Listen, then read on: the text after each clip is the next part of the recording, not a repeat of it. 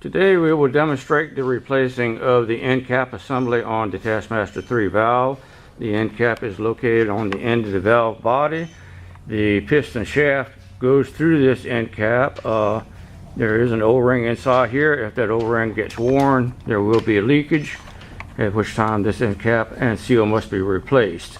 To do this, we must remove the stiffening bracket. We also need to remove the drive link assembly and the drive motor. We need to point out at this time that there are two spacers on the drive motor. On this end of the drive motor, between the drive motor and the back plate, you need to take care not to lose these spacers. Okay, returning to the other side, we'll start the procedure. The first thing we want to do is loosen but not remove the bolts holding the drive motor and stiffening bracket together.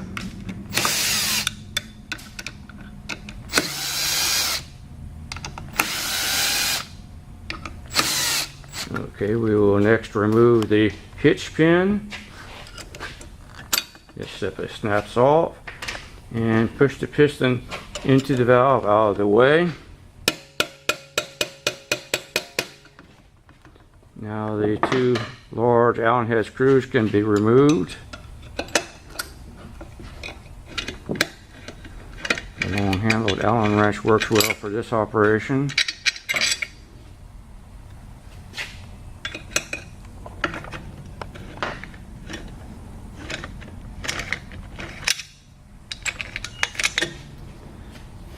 Now we use another Allen wrench to remove the drive link assembly.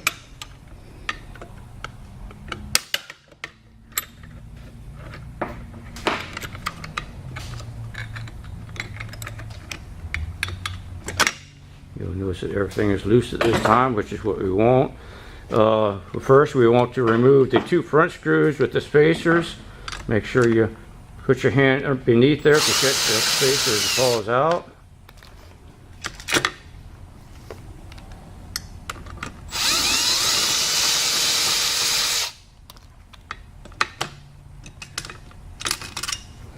Once these two screws have been removed and the spacer is retrieved, we can continue to remove the remaining four screws.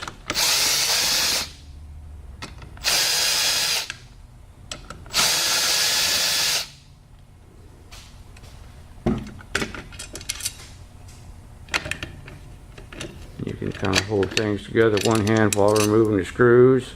You have a helper handy that comes in handy. At this point, the stiffening bracket is removed and the drive motor can be left to simply hang loose. Okay, next we remove the end plate, and you'll notice there is an outside O-ring and there's also a O-ring inside there. Make sure both are installed and lubricated with a non-petroleum based lubricant such as a silicone grease. Insert the new part.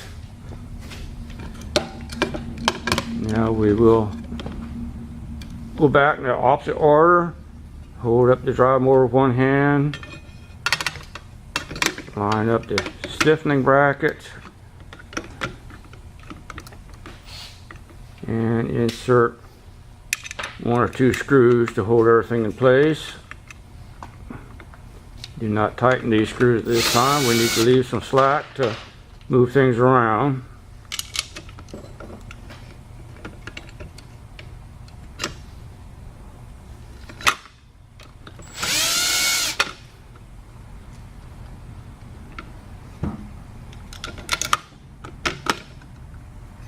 The next two screws are inserted loosely.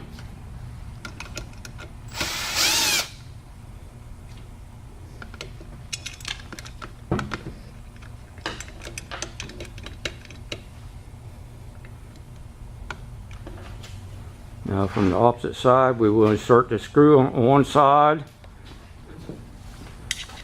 and place the spacer. Which one are we on? The bottom one. On the screw between the drive motor and the back plate. Line everything up and thread in by hand for a couple threads. And the same procedure for the other spacer.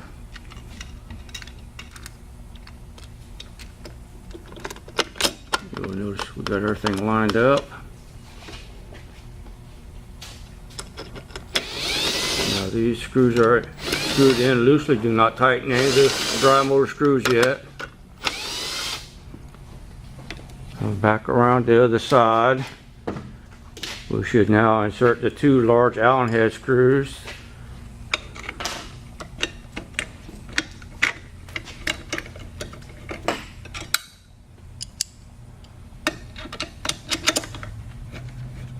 Okay, these two screws can be tightened at this time. Now we tighten the drive motor screws. Use a crisscross pattern to do this.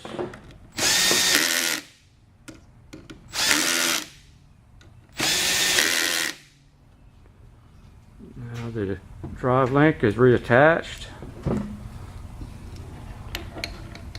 You'll notice there's a lock nut on.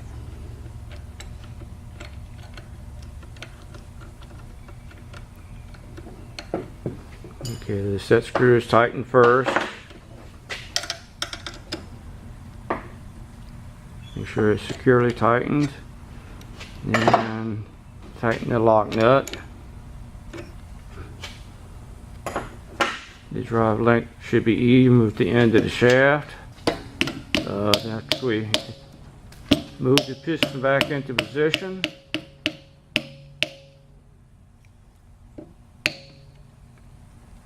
And insert the hairpin clip. And the job is complete.